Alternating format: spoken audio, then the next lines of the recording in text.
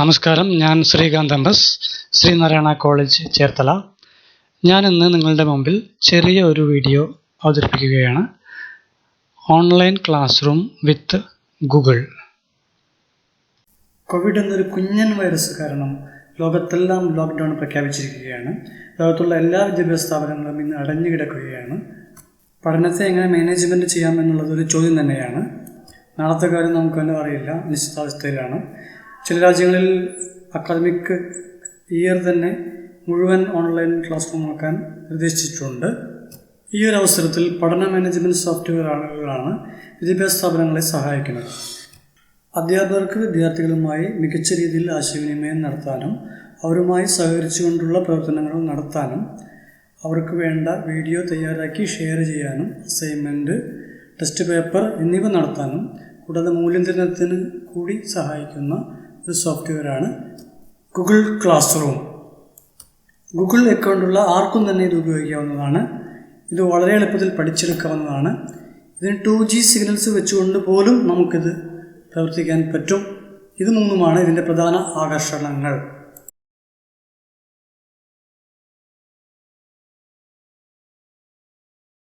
ഇതാണ് ഇന്ന് നിലവിലുള്ള ക്ലാസ് റൂം ആപ്ലിക്കേഷൻസ് എന്നറിയപ്പെടുന്ന വിഭാഗം. Google class room, connected class room, അങ്ങനെ ഒത്തിരി വിർച്വൽ ക്ലാസ് റൂമുകൾ നമുക്ക് ലഭ്യമാണ്. ഇതിനകത്ത് ഏറ്റവും എളുപ്പം പഠിക്കാവുന്ന ഒന്നാണ് ഗൂഗിൾ ക്ലാസ് റൂം. അത് ഓൾറെഡി ഡെസ്ക്ടോപ്പിൽ ഇൻസ്റ്റാൾഡ് ആയിരിക്കും. ഗൂഗിൾ ക്ലാസ് റൂമിന് 2 വെർഷനുണ്ട്. മൊബൈൽ വെർഷനും ഉണ്ട്, ഡെസ്ക്ടോപ്പ് വെർഷനും ഉണ്ട്. നിങ്ങൾക്ക് ഇഷ്ടമുള്ളത് ഉപയോഗിക്കാൻ പറ്റും. ഇതാണ് നമ്മുടെ ഡെസ്ക്ടോപ്പ്. google.co.in സൈറ്റിലോട്ട് നമ്മൾ പോവുക. അവിടെ ഈ 9 ഡോട്ടിലൊന്ന് നമ്മൾ ക്ലിക്ക് ചെയ്യുക. ഇവിടെ നമുക്ക് ഗൂഗിളിൻ്റെ ആപ്ലിക്കേഷൻസ് നമുക്കിവിടെ കാണാൻ കഴിയും. അതിനകത്ത് ഗൂഗിൾ ക്ലാസ് റൂം എന്നൊരു ഓപ്ഷൻ ഉണ്ട്. അത് നമ്മൾ ക്ലിക്ക് ചെയ്യും. നമ്മൾ നേരിട്ട് ഗൂഗിൾ ക്ലാസ് റൂമിലോട്ട് എത്തിയിട്ടുണ്ടാവും.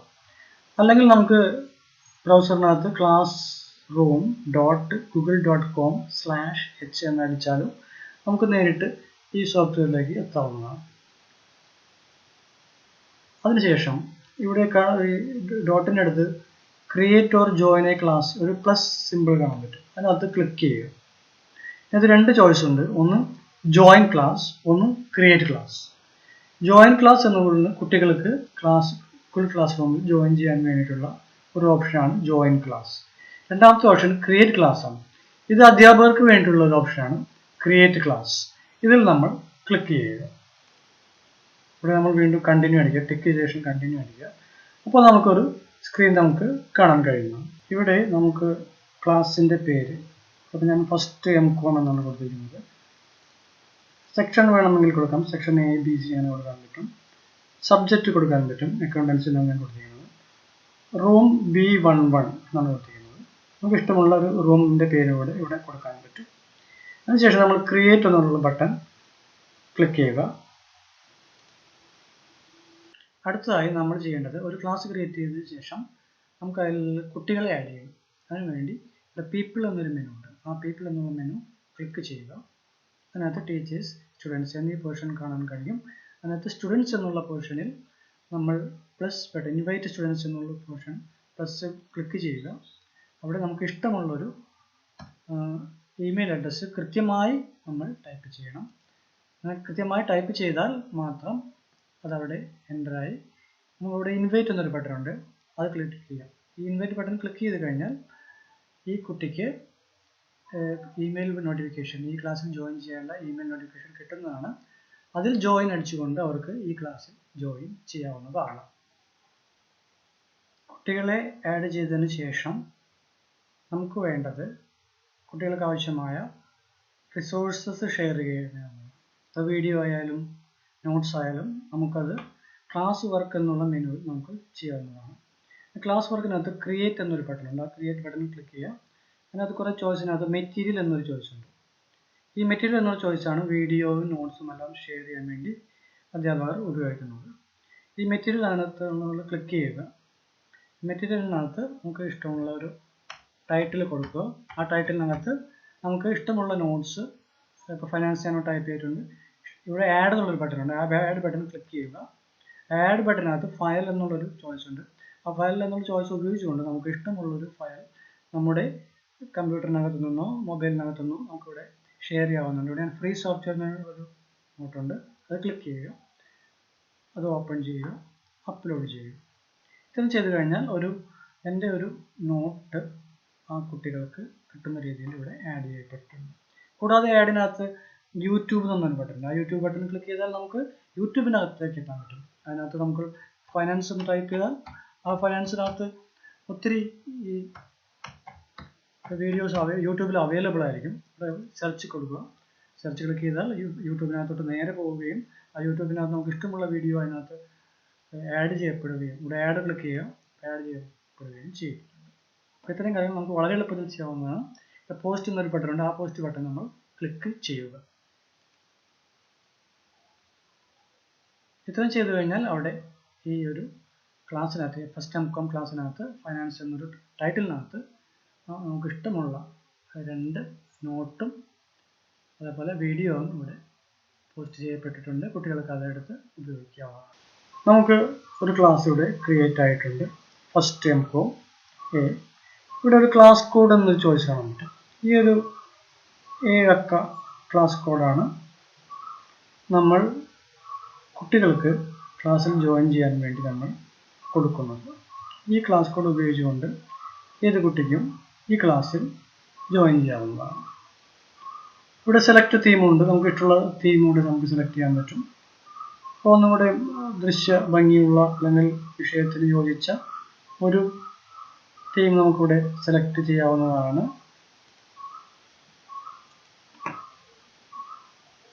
കൂടാതെ അപ്ലോഡ് ഫോട്ടോ എന്നൊരു ഓപ്ഷൻ ഉണ്ട്, അവിടെ നമുക്ക് പുതിയ ഫോട്ടോ കൂടി വേണമെങ്കിൽ കൊടുക്കാവുന്നതാണ്. നമ്മളൊരു ക്ലാസ് ക്രിയേറ്റ് ചെയ്ത് കഴിഞ്ഞാൽ നമുക്ക് ആ ക്ലാസ്സിൻ്റെ സെറ്റിങ്സ് എടുക്കാൻ പറ്റും. സെറ്റിങ്സിനകത്ത് നമുക്ക് നേരത്തെ ക്രിയേറ്റ് ചെയ്ത ക്ലാസ്സിൻ്റെ പേര്, ഡിസ്ക്രിപ്ഷൻ, സെക്ഷൻ, റൂം, സബ്ജക്റ്റ് ഇതെല്ലാം കാണാൻ പറ്റും. അതിനുശേഷം അതിന് താഴെ കുറച്ച് ജനറൽ സെറ്റിങ്സ് ഉണ്ട്.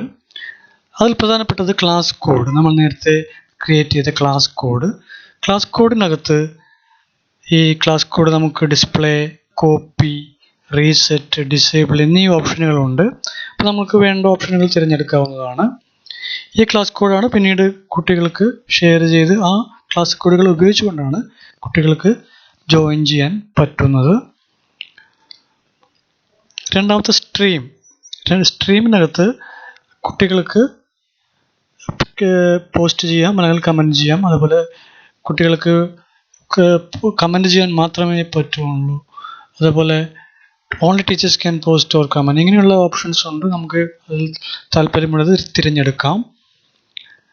അതിനുശേഷം class work on the stream, അവിടെയും കുറച്ച് ഓപ്ഷൻസ് ഉണ്ട്. Show attachment and details, show contents notification, hide notification, ഇതിൽ നമുക്ക് താല്പര്യമുള്ളത് തിരഞ്ഞെടുക്കാം. അതേപോലെ ഷോ ഡിലീറ്റഡ് ഐറ്റംസ്, ഇങ്ങനെയൊരു ഓപ്ഷൻ കൂടിയുണ്ട്, അവിടെയും നമുക്ക് താല്പര്യമുള്ളത് തിരഞ്ഞെടുക്കാവുന്നതാണ്. അതിനുശേഷം അതിന് താഴെയാണ് മാർക്കിംഗ് എന്നൊരു സെക്ഷൻ ഉള്ളത്. മാർക്കിംഗ് എന്നതിനകത്ത് മാർക്ക് കാൽക്കുലേഷൻ, അവിടെ ഓവറോൾ മാർക്ക് കാൽക്കുലേഷൻ എങ്ങനെയാണ് ചെയ്യേണ്ടത്. അപ്പോൾ നമുക്ക് നോ ഓവറോൾ മാർക്ക് എന്നൊരു ഓപ്ഷൻ ഉണ്ട്, ടോട്ടൽ പോയിന്റ്സ് ഉണ്ട്. അതുപോലെ വെയ്റ്റഡ് ബൈ കാറ്റഗറി എന്നൊരു ഓപ്ഷൻ കൂടിയുണ്ട്. നമുക്ക് സാധാരണ ടോട്ടൽ പോയിന്റ്സ് ആണ് നമ്മൾ എടുക്കാറുള്ളത്, അതുകൊണ്ട് നമ്മൾ ടോട്ടൽ പോയിന്റ്സ് സെലക്ട് ചെയ്യുന്നു. അതേപോലെ show overall mark to students, കുട്ടികൾക്ക് വേണമെങ്കിൽ നമുക്ക് മാർക്സ് ഡിസ്പ്ലേ ചെയ്യാൻ അവസരം കൊടുക്കാം. അങ്ങനെയാണെങ്കിൽ ഇത് ഓൺ ചെയ്ത് വയ്ക്കാം, അല്ലെങ്കിൽ ഇത് ഓഫ് ചെയ്ത് വയ്ക്കാം. അതിനുശേഷം അതിന് താഴെ വളരെ പ്രാധാന്യമേറിയൊരു ഘടകമുണ്ട്, മാർക്ക് കാറ്റഗറീസ്. അവിടെ നമുക്ക് ഇഷ്ടമുള്ള പോലെ അസൈൻമെൻറ്റ്, ടെസ്റ്റ് പേപ്പർ, അറ്റൻഡൻസ്, ഈ രീതിയിലാണ് നമ്മൾ യൂണിവേഴ്സിറ്റിയുടെ കാറ്റഗറി കൊടുക്കാറുള്ളത്. അപ്പോൾ ആ രീതിയിൽ നമുക്ക് വേണമെങ്കിൽ അതിൻ്റെ കാറ്റഗറിയും പോയിൻറ്സും ഇവിടെ നമുക്ക് ആഡ് ചെയ്യാവുന്നതാണ്. അതിനാണ് ഇവിടെ ആഡ് മാർക്ക് കാറ്റഗറി ഉപയോഗിക്കുന്നത്. ഇത്രയും കാര്യങ്ങൾ ചെയ്ത് കഴിഞ്ഞാൽ നമ്മളിവിടെ സേവ് ബട്ടൺ അടിക്കാവുന്നതാണ്. സേവ് ബട്ടൺ അടിച്ചു കഴിഞ്ഞാൽ നമുക്കിവിടെ ഈ കാര്യങ്ങൾ നമുക്ക് സേവ് ചെയ്യാവുന്നതാണ്. ഇവിടെ ഇടതുഭാഗത്തായിട്ട് ഒരു 3 വരകൾ കാണാൻ പറ്റും. അതിൽ ക്ലിക്ക് ചെയ്താൽ നമുക്ക് ഈ ക്ലാസ്സസിൻ്റെ ജനറൽ സെറ്റിങ്സിലോട്ട് പോകാൻ പറ്റും.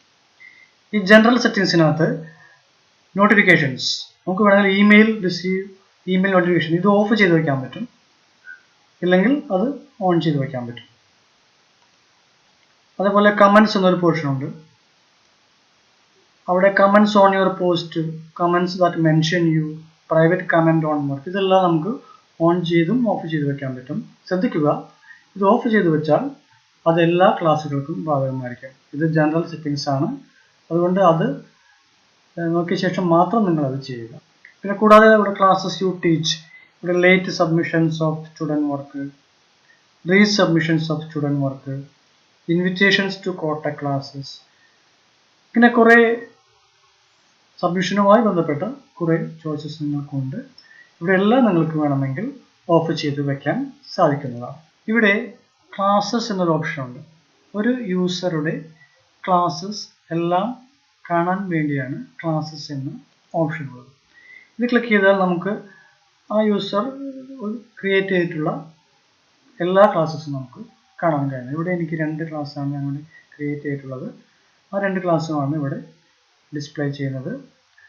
ഇത് ഞാൻ നേരത്തെ ഒന്ന് ക്രിയേറ്റ് ചെയ്ത ക്ലാസ്സാണ്. ഇവിടെ already second PG computer science ക്ലാസ്സാണ്. ഇവിടെ 14 കുട്ടികളാണ് നിലവിലുള്ളത്. ഈ 14 കുട്ടികളുടെയും വിവരങ്ങളാണ് ഇവിടെ ഡിസ്പ്ലേ ചെയ്യുന്നത്. കൂടാതെ ഈ ക്ലാസ്സിനകത്ത് തന്നെ ഞാൻ വേറെ 2 ടീച്ചേഴ്സിനെ കൂടി ആഡ് ചെയ്തിട്ടുണ്ട്. അവരുടെ പേരുകളാണ് ബാക്കി 2 പേരുടെ പേരുകളായി ഇവിടെ ഡിസ്പ്ലേ ചെയ്യുന്നത്. ഇങ്ങനെയാണ് ഒരു ക്ലാസ്സിനുമായി ബന്ധപ്പെട്ട ഓപ്ഷനുകളുള്ളത്, ടീച്ചേഴ്സ് ആൻഡ് സ്റ്റുഡൻസ്. ഇവിടെ നമുക്ക് 4 ചോയ്സസ് കാണാൻ പറ്റും. 1 stream, 2 class work, 3 people, 4 marks. ഈ ആദ്യത്തെ 3 ചോയ്സുകളും നമ്മളൊരു മൊബൈൽ വഴി ഗൂഗിൾ ക്ലാസ് റൂം ഉപയോഗിക്കുകയാണെങ്കിൽ കാണാൻ പറ്റും. എന്നാൽ ഈ മാർക്സ് എന്നുള്ളത് എനിക്ക് തോന്നുന്നത് ഡെസ്ക്ടോപ്പ് വെർഷൻ മാത്രം ലഭ്യമായിട്ടുള്ള ഒരു ചോയ്സ് ആണ്. ഈ 4 മെനു വഴിയാണ് ഗൂഗിൾ ക്ലാസ് റൂം ഒരു ടീച്ചർ മാനേജ് ചെയ്യുന്നത്. നമുക്ക് ആദ്യത്തെ മെനു നോക്കാം. സ്ട്രീം എന്നുള്ള മെനു നോക്കാം. സ്ട്രീം എന്നുള്ള മെനു എല്ലാ ടീച്ചേഴ്സിനും കോമൺ, ഈ ക്ലാസ്സുമായി ബന്ധപ്പെട്ട എല്ലാ ടീച്ചേഴ്സിനും കോമൺ ആയിട്ടുള്ള ഒരു സ്ക്രീനാണ്. അതിനകത്ത് ഇപ്പോൾ സെക്കൻഡ് PG കമ്പ്യൂട്ടർ സയൻസുമായിട്ട് ബന്ധപ്പെട്ട എല്ലാ ടീച്ചേഴ്സും കൊടുത്ത എല്ലാ ക്വസ്റ്റ്യൻസിനും അതിന് കുട്ടികൾ കൊടുത്തിട്ടുള്ള ആൻസേഴ്സും നമുക്കിവിടെ ഒറ്റ സ്ക്രീനിൽ ലഭ്യമാണ്. അതുകൊണ്ട് തന്നെ കൂടുതൽ ടീച്ചേഴ്സ് ഉണ്ടെങ്കിൽ ഇവിടെ സ്ട്രീമിനകത്ത് ഒത്തിരി പോസ്റ്റും അതിനുള്ള ക്ലാസ് കമൻസ് നമുക്ക് കാണാവുന്നതാണ്. ഇനി നമുക്ക് രണ്ടാമത്തെ ക്ലാസ് വർക്കിലോട്ട് പോകാം. ക്ലാസ് വർക്കിനകത്ത് നമുക്കൊരു പുതിയ വർക്ക്, അസൈൻമെൻറ്റ് അല്ലെങ്കിൽ ക്വസ്റ്റ്യൻ കൊടുക്കണമെന്നുണ്ടെങ്കിൽ ഇവിടെ പ്ലസ് എന്നൊരു ബട്ടൺ, പ്ലസ് ക്രിയേറ്റ് എന്നൊരു ബട്ടൺ ഉണ്ട്. അത് ക്ലിക്ക് ചെയ്യുക. ഇവിടെ നമുക്ക് കുറേ choice, assignment, quiz assignment, question, material, use post, topic. ക്രിയേറ്റിനകത്ത് ക്വസ്റ്റ്യൻ ക്ലിക്ക് ചെയ്യുക. ഇവിടെ നമുക്ക് ഇഷ്ടമുള്ള ക്വസ്റ്റ്യൻസ് നമുക്ക് ടൈപ്പ് ചെയ്യാവുന്നതാണ്. ഞാനിപ്പോൾ ഒരു ക്വസ്റ്റ്യൻ ഇവിടെ ടൈപ്പ് ചെയ്തിരിക്കുകയാണ്. ഇൻസ്ട്രക്ഷൻസ് വേണമെങ്കിൽ കൊടുക്കാവുന്നതാണ്. അതിനുശേഷം ഇവിടെ നമുക്ക് ഷോർട്ട് ആൻസർ, മൾട്ടിപ്പിൾ ചോയ്സ്, ഇങ്ങനെ കുറച്ച് ചോയ്സ് വേണമെങ്കിൽ അത് ഉപയോഗിക്കാവുന്നതാണ്. അതിനുശേഷം 4 എന്നുള്ളൊരു ബട്ടൺ ഉണ്ട്. 4 എന്നുള്ള ചോയ്സ് ഉണ്ട്. അതിനകത്ത് ഒരു യൂസറിൻ്റെ എല്ലാ ക്ലാസ്സുകളും ഇവിടെ ഡിസ്പ്ലേ ചെയ്തിട്ടുണ്ടാവും. വേണമെങ്കിൽ നമുക്ക് ഒന്നിലധികം ക്ലാസ്സുകൾക്ക് ഒരേ സമയം തന്നെ ഒരു ക്വസ്റ്റ്യൻ കൊടുക്കാവുന്നതാണ്. അതല്ലെങ്കിൽ ഒരു ക്ലാസ്സിൽ മാത്രം നമുക്ക് ഒരു ക്വസ്റ്റ്യൻ ഇവിടെ കൊടുക്കാവുന്നതാണ്. ഈ ക്ലാസ്സിനകത്തു തന്നെ വേണമെങ്കിൽ എല്ലാ കുട്ടികളുടെയും പേര് ഇവിടെ ലിസ്റ്റ് ചെയ്യുന്നുണ്ട്. അതുപോലെ കുറച്ച് കുട്ടികൾക്ക് മാത്രമായി വേണമെങ്കിൽ ഒരു ക്വസ്റ്റ്യൻ കൊടുക്കാവുന്നതാണ്. നമുക്ക് ഇഷ്ടമുള്ളത് ഇവിടെ ടിക്കോ അല്ലെങ്കിൽ ടിക്ക് എല്ലാം മാർക്ക് ചെയ്യുകയാണെങ്കിൽ നമുക്ക് ഇഷ്ടം പോലെ ഇവിടെ മാർക്ക് ചെയ്ത് ഉപയോഗിക്കാവുന്നതാണ്.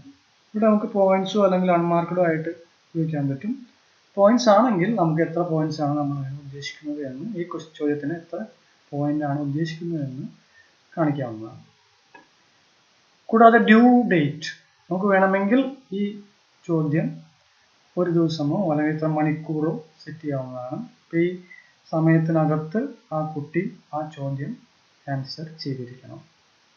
ഞാനിപ്പോൾ ഇവിടെ 7-ാം തീയതി, മെയ് 7-ാം തീയതി ടൈം രാത്രി 12 മണി സെറ്റ് ചെയ്യുകയാണെങ്കിൽ ഈ സമയത്തിനകത്ത് ഈ കുട്ടി ഈ ചോദ്യം ഉത്തരം തന്നിരിക്കണം.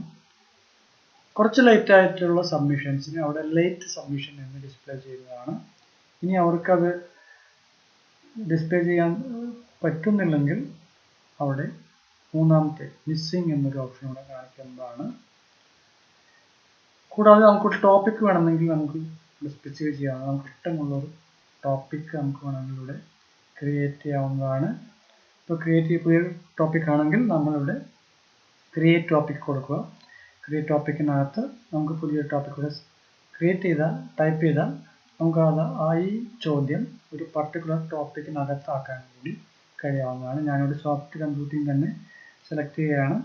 സോഫ്റ്റ് കമ്പ്യൂട്ടിങ്ങിനകത്ത് ഈ ക്വസ്റ്റ്യൻ ലിസ്റ്റ് ചെയ്യുന്നതാണ്. അങ്ങനെ വിവിധ ടോപ്പിക്കുകൾക്കുള്ളിൽ നമുക്കൊരു വിവിധ ക്വസ്റ്റ്യൻസ് കൊടുക്കാവുന്ന ഒരു ചോയ്സ് ഇവിടെ ഉണ്ട്.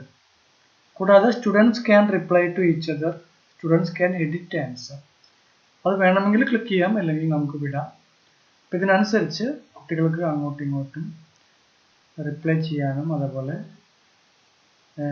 അവർക്ക് അവരുടെ കൊടുത്തിട്ടുള്ള ഉത്തരങ്ങൾ എഡിറ്റ് ചെയ്യാനുള്ള അവസരങ്ങളും നമുക്കിവിടെ വേണമെങ്കിൽ ഏബിളായോ ഡിസേബിളായോ ചെയ്തു വയ്ക്കാവുന്നതാണ്. ഇത്രയും കാര്യങ്ങൾ ഇതിനകത്ത് ചെയ്ത് കഴിഞ്ഞാൽ നമുക്കിവിടെ ആസ്ക് എന്നുള്ളൊരു ബട്ടൺ ഉണ്ട്, അത് ക്ലിക്ക് ചെയ്യുക. ഇത് ക്ലിക്ക് ചെയ്ത് കഴിഞ്ഞാൽ ഉടനെ തന്നെ ഈ ക്വസ്റ്റ്യൻ അവിടെ പോസ്റ്റ് ആവുന്നതാണ്. നിങ്ങൾക്ക് സോഫ്റ്റ് കമ്പ്യൂട്ടിങ്ങിനകത്ത് what is adaptive resonance theory എന്നൊരു ക്വസ്റ്റ്യൻ ഇവിടെ ഇന്ന ഡേറ്റിനകത്ത് ഇന്ന സമയത്തിനകത്ത് കുട്ടികൾ ആൻസർ ചെയ്യണം എന്നൊരു ലേബലോട് കൂടി അവിടെ ഡിസ്പ്ലേ ചെയ്യുന്നതാണ്. കുട്ടികൾക്ക് ഈ സമയം തുടങ്ങി അത് അവർക്ക് ആൻസർ ചെയ്യാവുന്നതാണ്. ഇവിടെ നമുക്ക് മൂന്നാമത്തെ മെനു പീപ്പിൾ എന്നൊരു മെനു ആണ്. ഈ പീപ്പിൾ എന്നൊരു മെനു കാണിക്കുന്നത് ആ ക്ലാസ്സിൽ ഏതൊക്കെ ടീച്ചേഴ്സ് പഠിപ്പിക്കുന്നുണ്ട് അവരെ എല്ലാം വേണമെങ്കിൽ നമുക്ക് ഒരു ക്ലാസ് റൂമിൽ തന്നെ കൊടുക്കാവുന്നതാണ്. ഇതൊരു ഓപ്ഷനാണ്. അല്ലെങ്കിൽ ഓരോ ടീച്ചേഴ്സിനും അവരുടേതായ സെപ്പറേറ്റ് ക്ലാസ് റൂമും ഉപയോഗിക്കാവുന്നതാണ്. ഇങ്ങനെ ഒരു ക്ലാസ് റൂമിൽ തന്നെ വിവിധ ടീച്ചേഴ്സിനെ ആഡ് ചെയ്യുകയാണെങ്കിൽ അവരുടെ എല്ലാ പേരുകളും ഇവിടെ നമുക്ക് കാണാവുന്നതാണ്. ഇവിടെ ഇപ്പോൾ നിലവിൽ 3 ടീച്ചേഴ്സാണ് സെക്കൻഡ് PG കമ്പ്യൂട്ടർ സയൻസിന് പഠിപ്പിക്കുന്നത്. അവിടെ വേണമെങ്കിൽ പുതിയൊരു ടീച്ചറിനെ ഇൻവൈറ്റ് ചെയ്യണമെങ്കിൽ നമ്മളിവിടെ പ്ലസ് എന്നൊരു ബട്ടൺ ഉണ്ട്, ഇൻവൈറ്റ് ടീച്ചർ എന്നൊരു ബട്ടൺ ഉണ്ട്, അത് ക്ലിക്ക് ചെയ്യുക. ക്ലിക്ക് ചെയ്യുമ്പോൾ അവിടെ വിവിധ ടീച്ചേഴ്സിൻ്റെ പേരുകൾ നമുക്ക് കാണാവുന്നതാണ്. ഞാനിപ്പോൾ ഇവിടെ ഒരു ടീച്ചറിനെ ഇവിടെ ഏതാനും അക്ഷരം ടൈപ്പ് ചെയ്യുമ്പോൾ തന്നെ നമുക്കവിടെ ആ ടീച്ചറിനെ കിട്ടുന്നതാണ്. അതിനുശേഷം നമ്മൾ ഇൻവൈറ്റ് എന്നുള്ളൊരു ബട്ടൺ ഉണ്ട്, അത് ക്ലിക്ക് ചെയ്യുക. ക്ലിക്ക് ചെയ്ത് കഴിഞ്ഞാൽ ഉടനെ ആ അധ്യാപകന് അവിടെ നിന്ന് ഇമെയിലായിട്ട് നോട്ടിഫിക്കേഷൻ വരുന്നതാണ്. ആ അധ്യാപകന് വേണമെങ്കിൽ ആ ലിങ്ക് ഉപയോഗിച്ചുകൊണ്ട് ആ ക്ലാസ്സിൽ ജോയിൻ ചെയ്യാൻ പറ്റുന്നതാണ്. ഇങ്ങനെയാണ് പീപ്പിൾ എന്നുള്ള ഇൻ്റർഫേസിൽ ടീച്ചർമാരെ ആഡ് ചെയ്യുന്നത്.